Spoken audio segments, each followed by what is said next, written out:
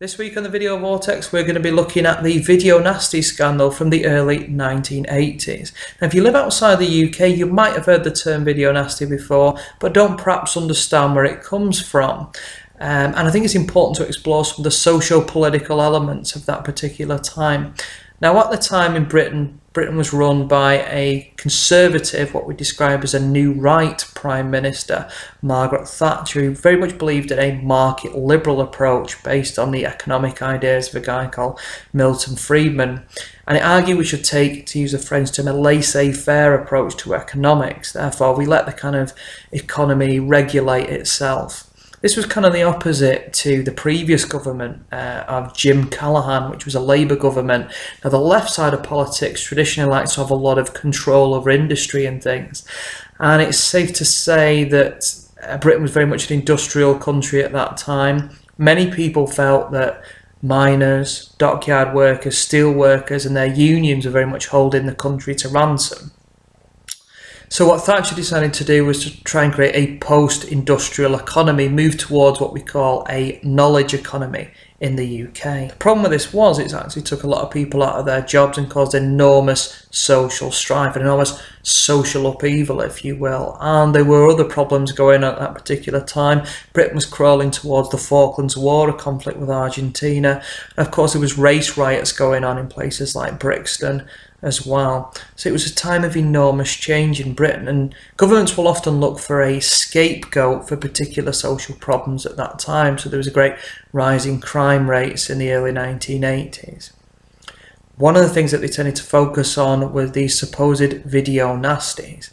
It's important to understand that censorship in movies in Britain have very much declined since the early 1960s. This was pretty much due to the trial of a book at the very start of the 60s called Lady Chatterley's Lover by D.H. Lawrence, and they tried to prosecute this under the Obscene Publications Act of 1959, which is something that's important we'll come back to later, because it had swear words in and naughty things, and the trial fell through. So there was a decline in the power of censorship in a way, so you get movies like A Clockwork Orange, Straw Dogs, etc. coming along at the start of the early 1970s.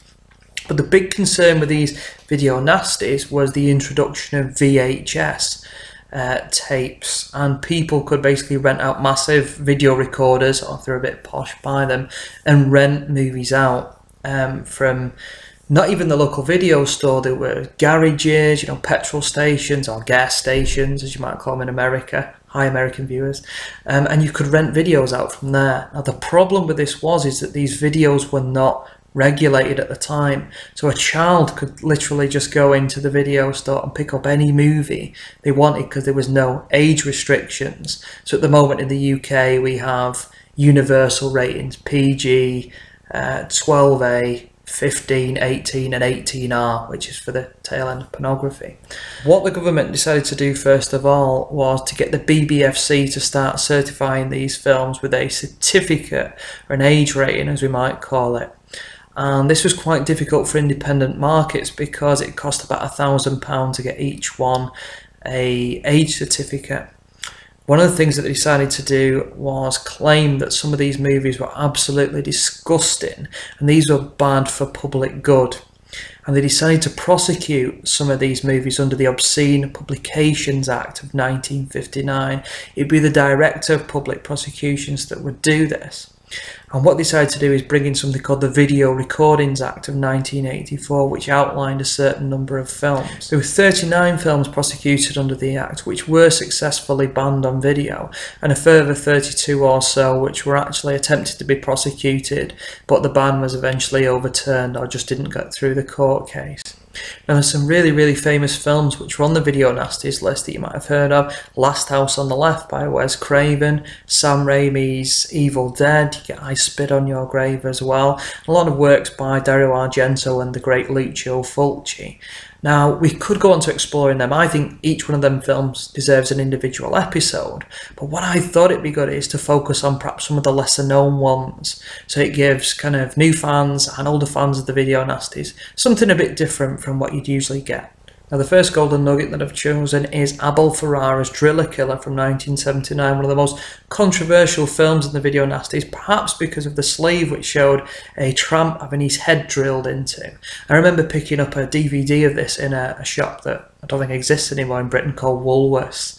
And it's a really like grimy, beaten up copy, completely digitally remastered. And there's something really rock and roll about that. I really dig it. It's not the longest movie in the world, and there's a big influence, I think, of Roman Polanski's Repulsion on this movie. There's a kind of decaying rabbit in one scene, which kind of harks back to Repulsion. Abel Ferrara plays the lead, taking a pseudonym in his performance. He'd actually go on to have a kind of semi-Hollywood career working with actors such as Christopher Walken, and he worked on a remake of Invasion of the Body Snatchers in the early 90s, starring one of the Tilly sisters. I always get mixed up with which one's which. Might be Meg or Jennifer, I'm not quite sure. But this is quite a good movie. It's one of the better ones of the video nasties, and I found the last 2 minutes particularly breathtaking. I'm not recommending all these movies because they're fantastic. This one is actually pure comedy gold and is outrageously camp. It took me a whole half bottle of wine to actually get through all this movie, and it's basically about this woman who's quite up in the SS, and she wants to breed some sort of master race, but the way she wants to do that is through some experiments with this little person locked in a cage who basically molests women and eats their pubic hair and impregnates them and murders them and all sorts. I can't believe this film's actually still banned in the UK. It is absolutely grotesque, but it is camp and ridiculous.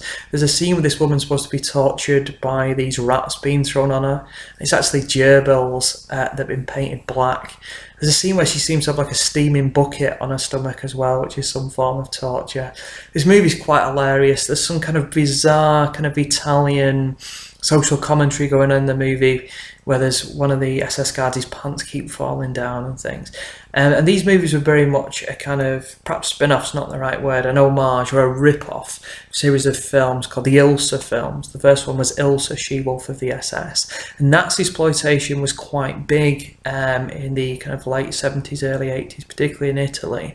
And you get kind of high-end ones like Salò, which is based on fascist Italy. They were kind of allies with the Nazis at the time, by Pasolini, which is like an art film. You get some really low-end stuff like this. This is well worth checking out for comedy value.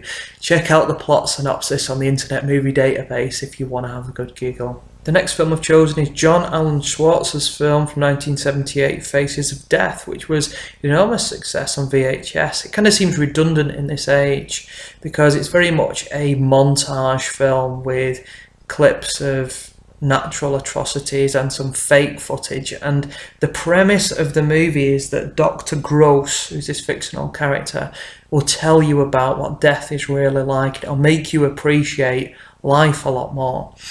And you have some really gory, horrible footage of like a plane crashing inside of a slaughterhouse, which has turned many people vegetarian watching it. Not I like a meat feast pizza, and I ate one watching Cannibal Holocaust. That's how rock and roll I am. I even had lasagna watching a Serbian film, which is a modern horrible film. Not something to brag about too much, but I did. And in this age of YouTube, we see kind of gory videos all the time, and we get like terrible people doing horrible things in different countries and cultures and our own culture and putting them on the internet. So this movie kind of seems a bit redundant now, but it's worth watching for the fake footage. There's a bear attack that goes on in this movie which is completely fictional, and one of my best friend Rick, one of his favourite scenes is the bit where the police turn up to try and get rid of a crocodile and he ends up fighting with it. And it's worth seeing that as kind of laugh at the film grammar. The sheer hubris and madness of what's going on in this movie is quite good. It's not for the faint-hearted. One of my personal favourite scenes other than the bear fight is, I think he's called Mr. Berkovitz or Mr. Bronkovitz, who sadly passed away. Basically, we shouldn't laugh, but it's funny. They wrap him up in what looks like a sleeping bag that you get from the local IKEA, and they freeze him for the future, and the last line is something like, "Good luck, Mr. Berkovitz," and it goes on to the next scene. This is perhaps most famous for a scene where somebody's supposed to be electrocuted in an American prison, like a capital punishment, but that's completely fake, that scene. The director estimates something like 60% of the footage is faked. So it's well worth checking out. I think one of the underrated gems is Cannibal Apocalypse from 1980, directed by Antonio Margaretti. Now you might recognise that name if you're a fan of Quentin Tarantino. He was the original director of the original Inglourious Bastards. Yes, we can say that just once without getting an age rating. And in the remake, Brad Pitt's character has to pretend to be an Italian by the name of Antonio Margaretti, so that's where that name is more famous now. And he directed quite a lot of kind of action films in Italy in the late 70s and 80s. This film also had the title Apocalypse Domani, because Italian films are very good at ripping off kind of big Hollywood blockbusters to try and, you know, tag along to try and make a bit of extra money, which we'll see in the next film we come to. But this movie has a great performance by John Saxon. It's about some cannibal Vietnam War veterans. You get a really good performance by Giovanni Lombardi Radici under his American name of John Morgan in this movie. He'd appeared in a lot of movies like Cannibal Ferox and City of the Living Dead for Lucio Fulci, and I think this is one of the underrated gems. Towards the end of the film he gets his kind of stomach blown out, which is pretty cool. The next film is Luigi Corsi's 1980 Contamination, also known as Alien Contamination, to try and riff off the success of Alien, which had come out the previous year or so. Most of this movie is pretty amazing. It's got a score by Goblin, who did the score for like Dario Argento's films, and you get a really good performance by Ian McCulloch as quite a boozy astronaut in there. Most of the film is pretty cool, but the kind of last 10 minutes, the monster at the end is not particularly terrific, but it's quite atmospheric throughout most of the movie, and it's well worth checking out. It's available in Box of the Band 2, I think it is, in the UK. You might see that in your local DVD store. And in terms of getting some A-list talent, kind of coming forward in the video nasties, there's a really underrated one called Dead and Buried, which was written by the writers of Alien, Dan O'Bannon and Ronald Shusett, I think they were called. And there's a really interesting performance by a guy called Jack Albertson. Now, viewers in the UK might be more familiar with his work in Charlie and the Chocolate Factory, which I watched the other day, with lots of chocolate because it was Easter. And he plays Grandpa Joe in that movie, and it's a really underrated movie. I don't want to tell you too much about it. It was very controversial because of a scene where somebody's laid in a hospital bed, a nurse injects a needle into their eye. But it's one of these kind of seaside communities, and you get the feeling that everybody might be involved in what's going on. But I'm not going to spoil it too much. This is one of the best movies in the Video Nasties list. The film's noticeable also for having quite a decent director in Gary Sherman, who directed a very underrated British movie from the kind of mid-1970s called Deathline, which is well worth checking out, starring Donald Pleasence and a brief cameo from Christopher Lee. And we're talking about great directors. The next one, this movie is considered an art house classic. It's called Possession, starring Sam Neill and Isabella Adjani. She actually picked up a French Oscar for this movie. I don't want to get the director's name wrong, so I'm just going to check it. Andrzej Zawalski.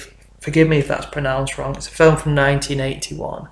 This movie is so bleak, and it's about two characters who've been in a marriage for quite some time, but it started to break down. Sam Neill's character has been away, and he returns to find that his lover's not particularly interested in him anymore, and she's met this like really pretentious guy who's into like karate, flowers and everything. And the film is very much an art film where it's about the manifestation of that guilt, anger, kind of corrupted desire, I would describe it. And this movie completely freaked me out. This is one of the few films I've literally had to stop halfway through. And it's not because of the gore or anything like that. There's not a lot of it. Some of the special effects were designed by the guy that did the makeup for E.T. I think it was the following year or the year previously. And there's a scene where, no major spoilers here, but they find, I think it's a reel-to-reel tape or a VHS or something, and it's Isabella Adjani's ballet school or ballet class or something, and she's making this, it's a while since I've seen it, this young girl or boy really stretching this ballet move, and they're obviously in physical pain, and Isabella Adjani is just staring into camera as she's being videotaped, and you get this sense she's really enjoying this inflicting of pain. It's almost like a David Lynch film set around the Berlin Wall, incredibly creepy movie. This is not for the faint-hearted. Anybody that's had like a major relationship breakdown in their life, like I was having at this time, just as I was leaving university, will really relate to this movie in a scary way. And you get the David Lynch element of a kind of dead dog towards the end. It's a really good speech that Sam Neill does, sounding like James Mason. He says something like, "When I was a boy, I had a dog and its name was Louis. And when he crawled under the porch to die, I crawled there with him," and stuff like this. And you get some pink socks thrown in as well. What could be more David Lynch than that? The last film I'm going to recommend, there's a famous find, that of Mark Kermode. It's called Witch Who Came In From the Sea, directed by, I think it's called Matt Kimber in 1976. Some of my friends absolutely hate this movie. I think it's quite good. It's something a bit different. It's one of them films where it's perhaps a bit more fun to talk about and appreciate rather than actually watch. It has Millie Perkins as this person that's been kind of sexually assaulted or abused when she was younger, and she decides to take that out on men, which is not a good thing to do, obviously, but some people see it as a kind of feminist slasher movie, which makes it quite kind of interesting and a bit different. Some of the sequences are a bit hallucinatory. It's difficult to say that. Especially with my kind of Manchester accent, very hallucinatory. And they try and experiment with the sound a little bit. It doesn't always work too well, but I kind of like this movie quite a lot. There's a sequence which I don't like too much, where she gets like a shaver blade and cuts off a man's Wilkins for trying to assault her.